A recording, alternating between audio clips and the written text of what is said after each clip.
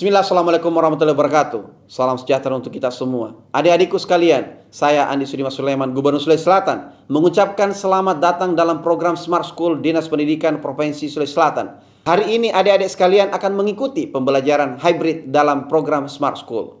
Aplikasi Smart School adalah sebuah pendekatan dengan tetap mengedepankan sebuah pendidikan dengan digital approaching untuk kemudian mengedepankan kualitas dan mutu pendidikan yang diterima siswa secara seragam di seluruh wilayah Sulawesi Selatan termasuk di pelosok-pelosok. Program ini bukan hanya memberikan kepada adik-adik sekalian pengalaman belajar yang baru, namun juga memberikan fasilitas kebutuhan dengan fitur bermanfaat seperti rekaman video pembelajaran yang dapat diulang, trik-trik penyelesaian soal, ujian-ujian serta sarana konsultasi pembelajaran dari guru-guru terbaik di Sulawesi Selatan. Sering-sering mengakses aplikasi Smart School melalui gawai yang adik-adik sekalian miliki di setiap kesempatan yang dimiliki.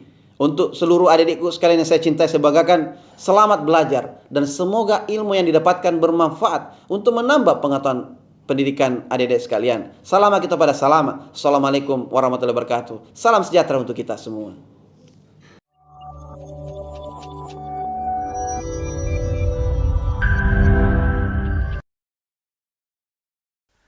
Assalamualaikum warahmatullahi wabarakatuh.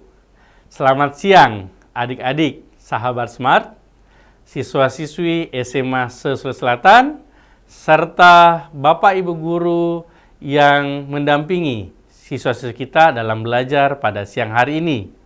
Tentunya masih dalam program Smart School, generasi smart berkarakter cerdas Ki.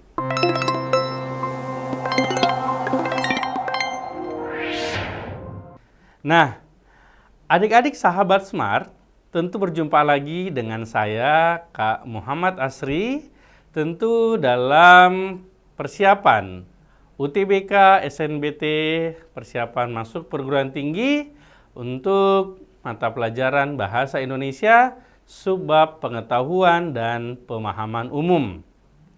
Nah, kali ini materi yang kita akan bahas adalah materi paragraf, di mana materi paragraf ini adalah materi yang paling tertinggi dari sistem kebahasaan. Kalau sebelum-sebelumnya kita sudah belajar mengenai huruf, ya, kemudian kata, frasa, kemudian kalimat, maka kali ini kita akan memahami atau mempelajari mengenai paragraf, ya.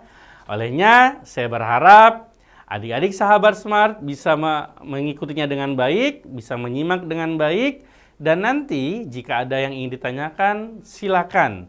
Ya, kalian bertanya, saya akan menjawab pertanyaan kalian. Baik, tentu kalian sudah tidak sabar lagi ya. Mari kita belajar pada siang hari ini. Posisinya buat yang nyaman duduknya, ya, dan tetap tersenyum adik-adik sahabat Smart. Mari kita masuk di materi pertama. Ya. Nah, ini adalah pengertian dari paragraf. Ya. Jadi, paragraf atau dinamakan dengan alinea, ini istilah lainnya ya, adalah suatu kesatuan pikiran yang dituangkan dalam kumpulan kalimat yang berkaitan untuk membentuk satu ide atau gagasan pokok. Jadi, yang adik-adik sahabat Smart perlu perhatikan di sini adalah dia merupakan kumpulan kalimat. Ya, jadi dia adalah kumpulan kalimat. Artinya memang dia dibentuk dari beberapa kalimat, ya. Dan idealnya dia dibentuk dari minimal 4 kalimat dan maksimalnya 12 kalimat. Nah, kemudian yang berkaitan, ya, di sini ada kata berkaitan. Artinya kalimat penyusun dari paragraf tersebut itu saling berhubungan satu dengan yang lainnya, ya. Saling membawa satu hal yang dibicarakan. Apa yang dibicarakan? Tentunya akan membentuk satu ide atau gagasan pokok.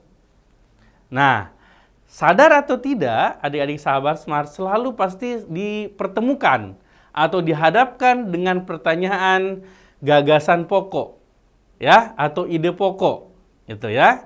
Atau istilah lainnya juga di soal biasanya pikiran utama, ya, pikiran pokok. Nah, itu pada dasarnya sama, adik-adik.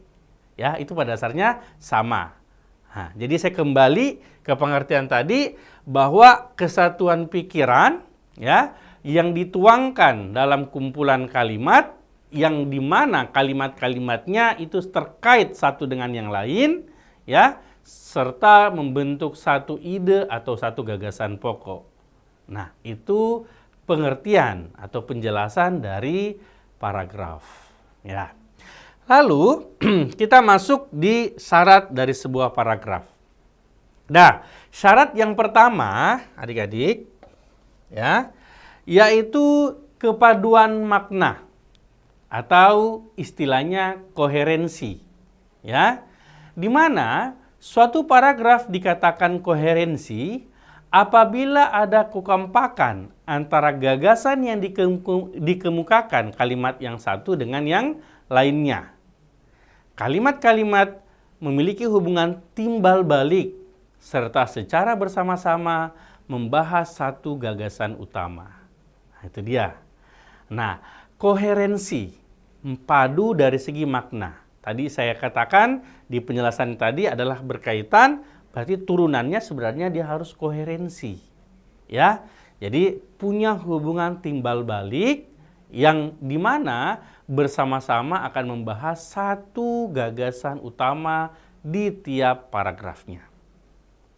Jikalau nanti ada kalimat yang tidak berhubungan dengan kalimat-kalimat yang lain, maka itulah yang dinamakan dengan kalimat yang tidak padu dari segi koherensi.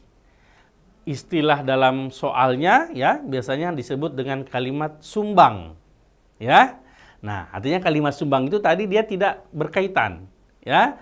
Nah, atau kalimat yang tidak padu dari segi makna, ya, atau tidak berhubungan. Nah, itu istilah-istilah lain saja, ya, yang dimana tetap pasti arahnya ke sana tadi, yaitu dia harus punya hubungan timbal balik, bersama-sama membahas satu gagasan utama. Nah, itu yang dimaksud dengan kepaduan makna atau koherensi. Nah, kemudian yang kedua adalah paragraf juga harus punya kepaduan bentuk atau istilahnya kohesi, ya, yaitu terkait penggunaan kata-kata yang dimana kata-kata yang padu itu nanti akan mengusung paragraf tersebut, ya. Jadi ada kata-kata penyusun di dalam paragraf yang akan membuat paragraf itu menjadi padu dari segi bentuk atau kohesi. Nah, apa saja, ya, sebuah paragraf itu ditandai dengan apa saja? Ini dia, ya. Jadi yang pertama adalah hubungan penunjukan. Nah, hubungan penunjukan ditandai oleh kata-kata itu, ini, tersebut atau berikut, ya. Nah, hubungan ini juga kadang menjadi pertanyaan di soal, ya, nantinya. Jadi biasanya model pertanyaannya itu adalah kata itu pada kalimat kelima merujuk pada hal apa, begitu modelnya, ya. Atau kata tersebut pada kalimat ke-8 merujuk pada merujuk pada hal apa.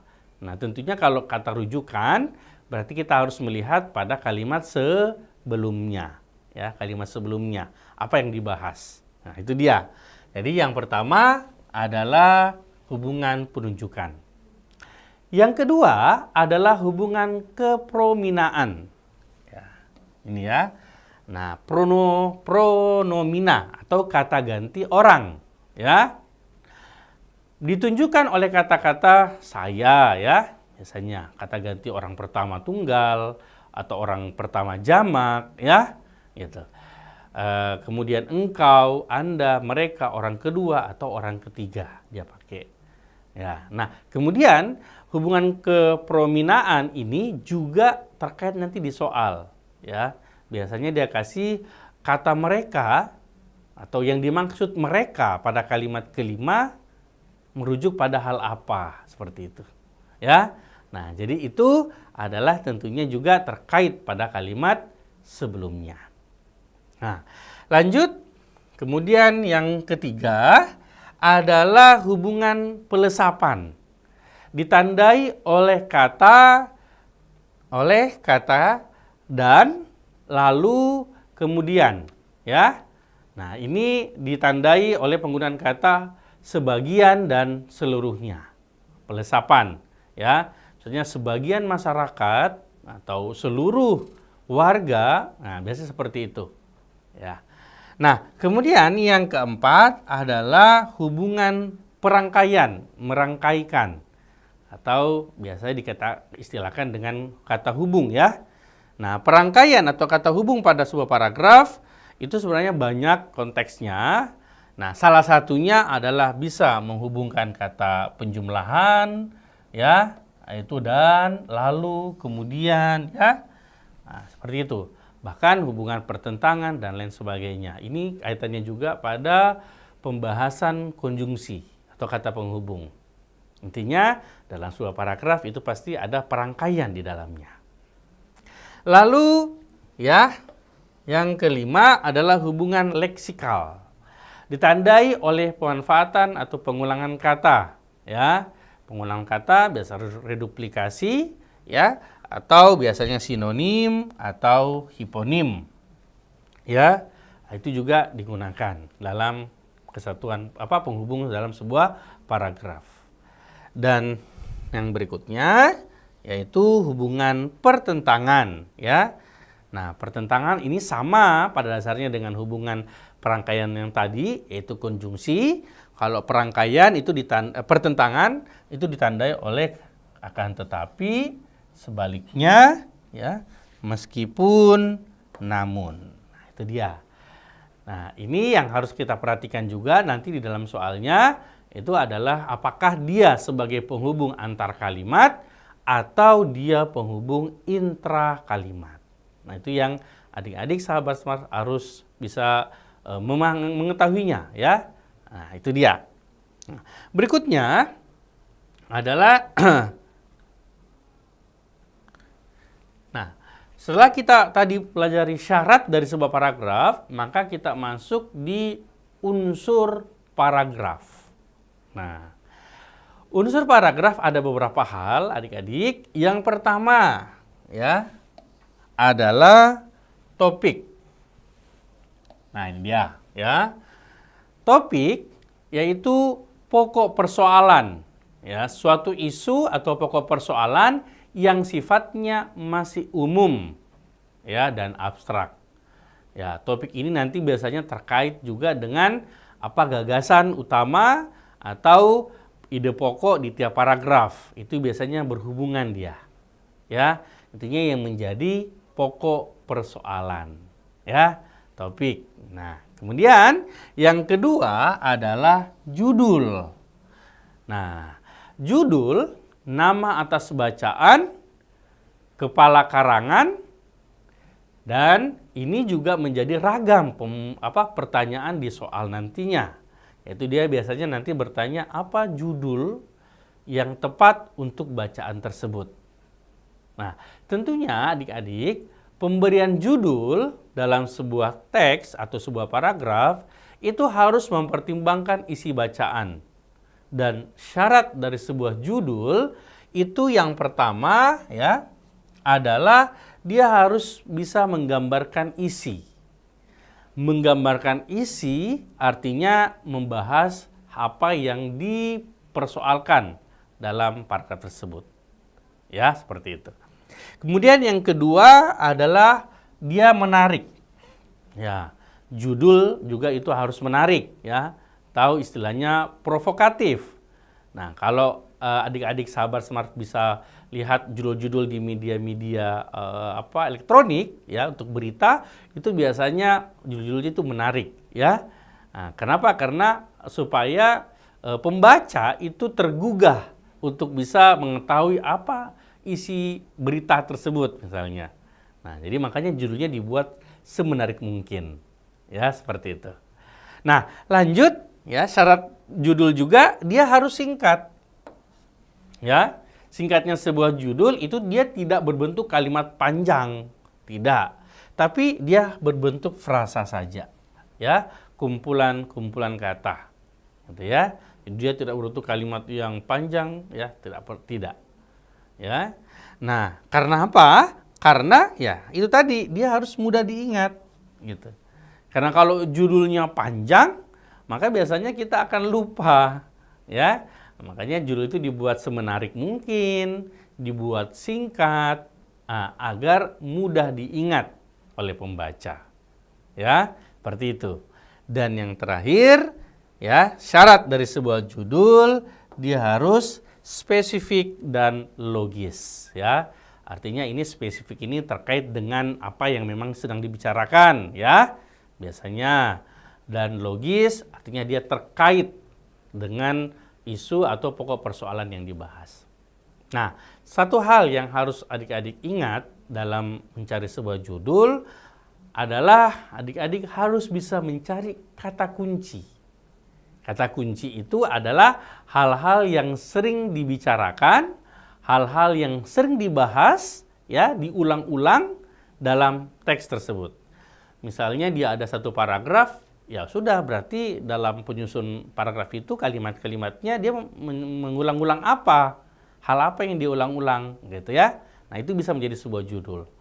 Atau begitupun dia misalnya 2 paragraf. Kalau 2 paragraf berarti kita harus juga melihat apa sebenarnya yang dibahas di paragraf pertama, ya, kata apa yang sering dia ulang, kemudian begitupun dengan paragraf yang kedua. Seperti itu. Ya. Nah, unsur yang kedua, ya. Unsur yang ketiga dari paragraf adik-adik adalah gagasan utama dan kalimat utama. Nah, ini juga tak kalah pentingnya dari judul. Kenapa? Karena di soal inilah yang kadang menjadi pertanyaan, gitu. Kalian diminta mencari apa gagasan utamanya, apa ide pokoknya, ya, apa pikiran utamanya. Kan begitu. Itu sama ya adik-adik ya. Nah, gagasan utama. Nah, gagasan utama tentunya dituangkanlah dalam yang namanya kalimat utama. Ya, yaitu hal pokok yang diungkapkan dalam suatu paragraf dan menjadi inti keseluruhan. Ya, dan menjadi inti keseluruhan dari isi paragraf. Gitu. Jadi gagasan utama inilah yang menjadi menjadi intinya, gitu ya, dasar pengembangan sebuah paragraf.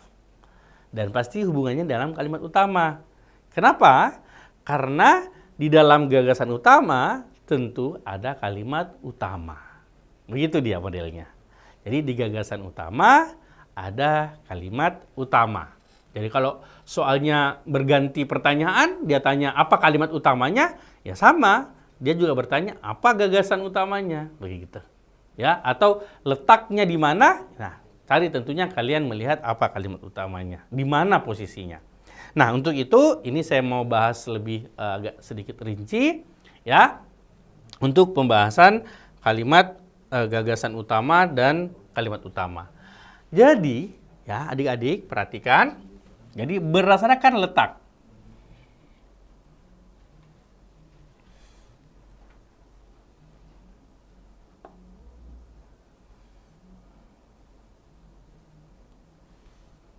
Jadi, nah, berdasarkan letaknya,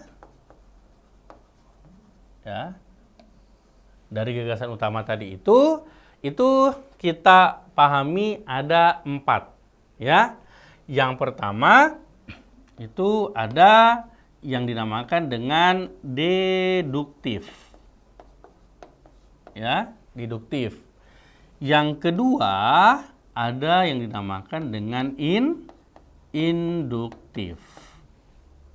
Yang ketiga ada namanya variatif. Dan yang keempat, ya, ada yang dinamakan dengan deskriptif atau bersifat naratif. Itu dia. Jadi ini 4 ya, berdasarkan letak dari gagasan utama. Ya, dari gagasan utama di tiap paragraf. Nah, deduktif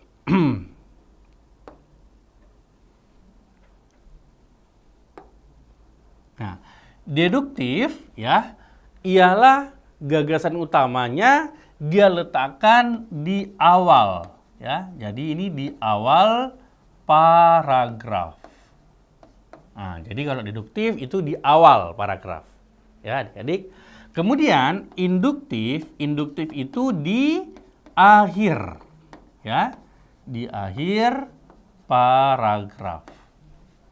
Nah, variatif ini kalau kalian ingat campuran ya. Nah, jadi istilahnya variatif ya. Variatif itu di awal ya, ada di awal, dia letakkan di awal, kemudian dia ulang kembali ya, dijelaskan kembali di bagian akhir. Nah, dan ya, di awal dan di akhir dari sebuah paragraf. Tapi ingat, tidak ada yang paragraf itu punya gagasan utama, ada 2. Tidak. Karena apa? Karena setiap paragraf itu hanya membawa 1 gagasan utama. Ya, 1. Nah, maksudnya variatif ini dijelaskan di awal, dia tuangkan di awal, disimpan di awal, lalu di paragraf akhirnya, di kalimat terakhirnya di paragraf tersebut itu diulang kembali pernyataan tersebut. Isinya sama, bunyinya sama, pernyataannya sama. Nah, itulah yang disebut dengan variatif. Ya, variatif. Jadi deduktif dia letakkan gagasan utamanya di awal paragraf, induktif dia letakkan di akhir sebuah paragraf, kalau variatif itu dia simpan di awal, lalu diulang kembali pada bagian akhir paragraf. Nah, kemudian untuk deskriptif dan naratif, ya. Nah, untuk deskriptif kita harus lihat ke pola pengembangan. Kalau deskriptif itu kan pola pengembangan paragrafnya dengan cara memberikan gambaran, ya, menggambarkan. Kemudian naratif itu adalah menceritakan. Ya, maka karena paragrafnya itu berpola gambaran dan pola cerita, ya, maka kita akan mengetahui gagasan utamanya itu dengan cara melihat keseluruhan. Ya, jadi dia simpan di seluruh ya kalimat dalam paragraf. Ya, di seluruh kalimat dalam paragraf. Jadi kita tidak bisa mengambil hanya di awal atau di akhir, tidak. Ya, jadi di seluruh. Ya, dengan cara apa? Dengan cara kita membuat apa sebenarnya kesimpulan atau bahan yang memang menjadi pembicaraan dari paragraf tersebut. Ini sangat jelas adik-adik kalau deskriptif atau naratif karena memang polanya itu adalah gambaran dan cerita. Nah, untuk deduktif, induktif, variatif ini bisa ke pola yang lain ya. Gitu, bisa pola yang lain. Ya, bisa pola eksposisi, ya, bisa pola persuasi, bisa pola argumentasi, ya, gitu. Karena kalau berdasarkan pola pengembangan paragraf itu maka kita akan mengenal istilah depan, ya, adik-adik, depan. Nah, itu untuk pola pengembangan. Apa D-nya? D-nya adalah deskripsi. E-nya eksposisi. P-nya persuasi. A-nya argumentasi. Dan N-nya adalah narasi. Ya, jadi ini. Nah, cara mengingatnya itu saja. Depan. Ya, deskripsi, eksposisi, persuasi, argumentasi, dan narasi. Itu dia. Ya. Nah, kembali kita ke letak dari gagasan utama. Tadi jadi sudah jelas ya, deduktif, induktif, variatif, deskriptif, naratif. Ya, deduktif itu di awal, induktif di akhir. Kemudian variatif di awal dan di akhir. Sedangkan deskriptif naratif itu tadi ya berada di seluruh kalimat dalam paragraf. Nah, supaya adik-adik sahabat Smart bisa mengingat ini ya, maka saya kasih tipsnya. Tipsnya ingat saja istilah diva desna. Diva desna. Ya, jadi ingat saja ini ya. Diva desna. Apa itu D? Deduktif. Ini dia kan, deduktif. Apa itu I? Induktif. Va-nya variatif. Desnya deskriptif. Nanya naratif. Iya, jadi itu ya. Nah, saya harap adik-adik sahabat Smart sembari mencatat sedikit ya untuk bagian ini karena terhapus setelahnya ya. Jadi bisa dicatat ya. Jadi diva desna, deduktif, induktif, variatif, deskriptif, dan naratif untuk berdasarkan letaknya. Nah, kemudian agar kalian juga ingat kembali ya, minggu depan, bulan depan ya, bahkan nanti menjelang UTBK ya, sekitar bulan 3, bulan 4 ya, kalian bisa ingat lagi. Karena yang sering biasa dipertanyakan di soal itu adalah deduktif dan induktif. Dua hal ini yang sering sekali muncul di soal UTBK. Ya. Nah, agar kalian bisa mengingatnya, ya, deduktif itu di mana lagi ya, Kak ya? Di awal atau di akhir? Atau begitu pun dengan induktif. Induktif di mana ya, Kak? Awal atau akhir? Nah, makanya kalian bisa juga mengingat dengan tips ya. Ini tipsnya.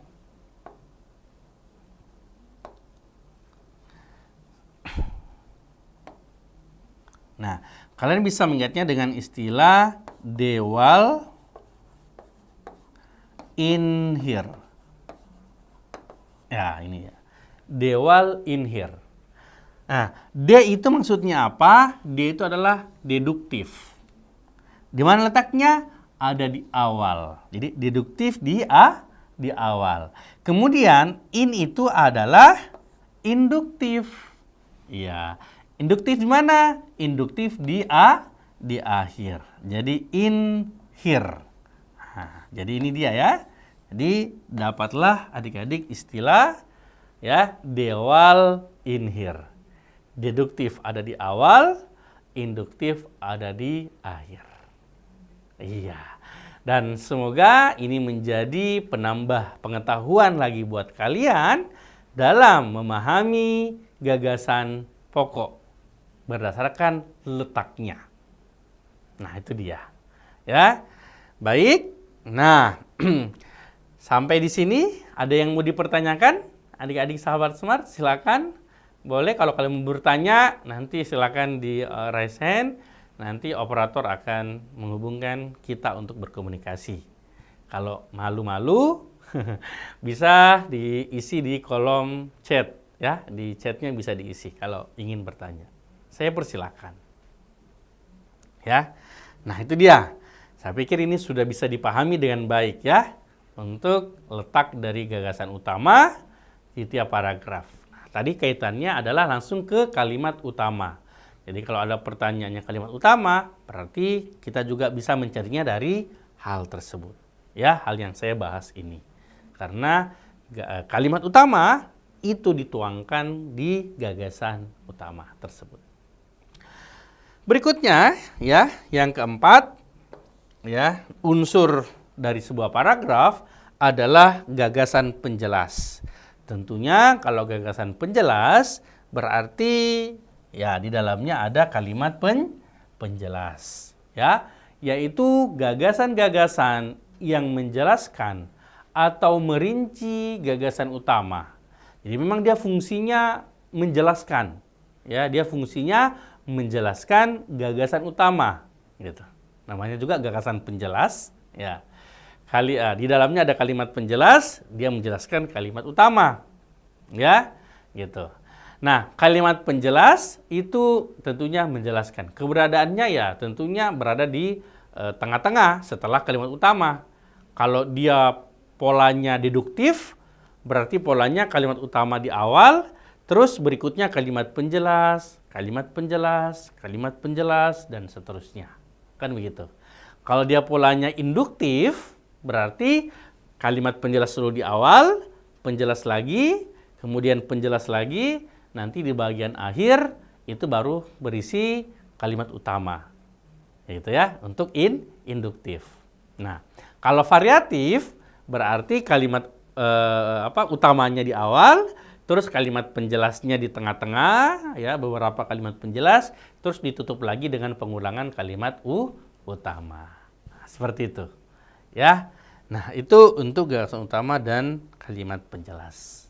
Semoga dengan penjelasan ini adik-adik sahabat Smart bisa memahaminya dengan baik dan benar. Nah, selanjutnya ya, adik-adik kita masuk di sudah saya masuk di contoh soal ya. Jadi penjelasannya sudah masuk tadi 2, yaitu syarat dari paragraf, kemudian unsur-unsur yang terdapat dalam paragraf. Nah, sekarang kita masuk di soal latihan. Nah, ini dia. Nah, soalnya adalah ya penulisan judul yang tepat. Nah, ini penulisan judul ya. Judul yang tepat. Masing-masing negara mempunyai sistem pendidikan yang sangat berbeda. Di Indonesia tidak berlaku otomatik transisi di setiap jenjang pendidikan karena masing-masing jenjang pendidikan diharuskan mengikuti ujian nasional sebelum melanjutkan ke jenjang berikutnya. Sebagai contoh, siswa SMP harus mengikuti ujian nasional sebelum melanjutkan ke SMA. Hal ini sangat bertolak belakang dengan sistem pendidikan di Malaysia, di mana hasil PSAT tidak menentukan karena setiap anak harus melanjutkan ke Form 1. Malaysia mempunyai persiapan untuk memasuki perguruan tinggi yang disebut dengan A-level dan matrikulasi studi program. Sedangkan di Indonesia, siswa akan melanjutkan ke perguruan tinggi harus mengikuti SPMB, Seleksi Penerimaan Mahasiswa Baru. Sekarang namanya UTBK ya, SNBT. Nah, ini teksnya. Pertanyaannya judul. Nah, kalau saya mau bertanya ke adik-adik sahabat Smart, kira-kira judulnya apa ini? Ya, ada yang mau menjawab? Silahkan isi kolom chatnya. Nah, kira-kira apa? Ini sengaja saya tidak munculkan opsinya, ya. Sengaja tidak saya hadirkan karena di teks di soal yang saya ambil itu model jawabannya sama semua, tinggal penulisannya saja yang berbeda. Ya, nanti saya ajar sebentar gimana penulisan judul juga ya. Nah, ini apa kira-kira judulnya? Kalau kita melihat teks tersebut. Ada yang mencoba menjawab? Saya persilakan. Ya. Di awal paragraf ini sudah membahas tentang sistem, ya. Nah, ini dia. Jadi ini sistem pendidikan, ya, gitu. Yang berbeda. Nah, itu dia, ya. Nah, kemudian, ya, dia membahas Indonesia, ya, dan perbandingannya adalah Malaysia, ya, ini. Dan perbandingannya adalah Malaysia. Ya, begitu. Maka kita bisa mengambil judul dari teks ini adalah perbedaan. Ya, berarti kan berbeda, berarti perbedaan. Ya, kita bisa ambil berarti perbedaan. Nah, perbedaan. Perbedaan apa? Perbedaan sistem. Perbedaan sistem pendidikan, perbedaan sistem pendidikan. Wah, sudah ada jawaban. Baik, coba kakak operator, ya. Perbedaan apa itu? Perbedaan metode, ya. Oke, ya. Perbedaan sistem pendidikan di Indonesia dan Malaysia. Wah, luar biasa. Ya, betul. Terima kasih dari adik-adik SMA 25 Bone, ya. Semoga saya tidak salah sebut sekolahnya adik-adik. Kemudian, ya. Ada juga menjawab dari SMA 4 Takalar, ya. Itu dia. Apa ini? Perbedaan pokok, ya, tentang sistem pendidikan antara Indonesia dan Malaysia. Iya, merujuk. Baik. Nah, sebenarnya kalian sudah benar, ya. Jadi tinggal pola pengolahan kalimatnya saja kan buat semenarik mungkin. Terima kasih adik-adik jawabannya. Jadi jawabannya, ya. Jadi perbedaan sistem pendidikan apa? Di Indonesia. Perbedaan sistem pendidikan Indonesia, ya, Indonesia dan Malaysia itu judulnya, ya. Jadi perbedaan sistem pendidikan Indonesia dan Malaysia. Ya, menarik, kemudian singkat, ya, dan tentunya menggambarkan isi secara keseluruhan. Nah, perbedaan sistem pendidikan Indonesia dan Malaysia. Sudah. Nah, yang ingin saya perjelas di sini adik-adik adalah tentang penulisan sebenarnya, ya, juga penulisan. Di mana penulisan judul itu tidak kapital, tidak huruf besar secara keseluruhan, ya. Jadi tidak kapital semuanya, tidak adik-adik. Tapi hanya huruf awalnya saja, ya. Jadi hanya huruf awalnya saja yang kapital. Jadi misalnya perbedaan berarti P-nya saja kapital. Kemudian sistem berarti S-nya saja. Huruf berikutnya tetap huruf kecil. Ya, ini huruf kecil. Ya, pendidikan huruf awalnya saja kapital, berikutnya tetap huruf kecil. Jadi itu penulisan judul yang benar. Ya, Indonesia huruf awalnya saja, berikutnya tetap huruf kecil. Kemudian Malaysia M-nya saja kapital, berikutnya huruf kecil. Seperti itu. Ya. Bagaimana dengan kata dan? Nah, dan ini adik-adik dia adalah konjungsi, kata penghubung. Nah, untuk kata penghubung dan kata depan, konjungsi dan preposisi itu ditulis dengan huruf kecil saja. Ya. Jadi tidak dengan huruf awal kapital seperti yang kata-kata yang lain, tidak. Dia huruf kecil saja. Ya, konjungsi dan preposisi. Ya, itu dia. Jadi saya ulang kembali, penulisan judul yang tepat adalah setiap kata itu menggunakan huruf kapital, ya, setiap kata. Nah, kemudian setiap kata berikutnya tetap huruf kecil, ya. Lalu konjungsi dan preposisi itu menggunakan huruf kecil secara keseluruhan. Itu penulisannya, ya. Ini untuk judul adik-adik. Nah, semoga kalian bisa memahaminya, ya. Berikutnya, kita masuk di soal berikutnya.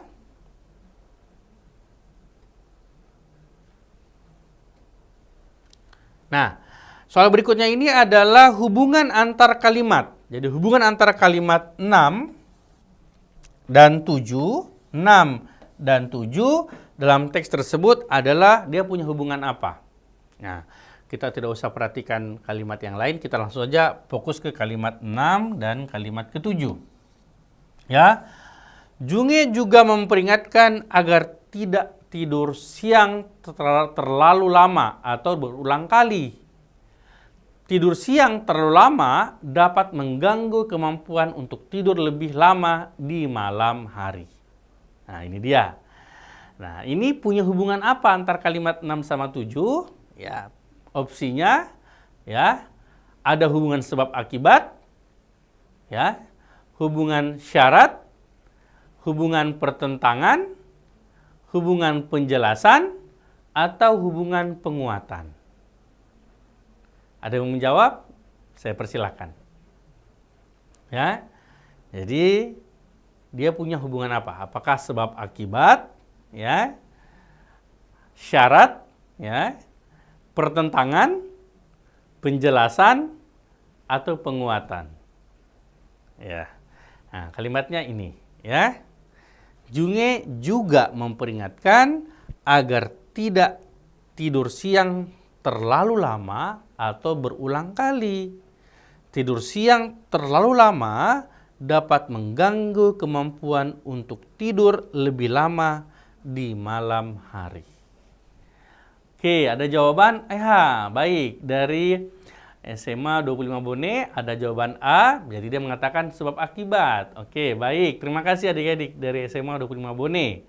Dari SMA berapa itu?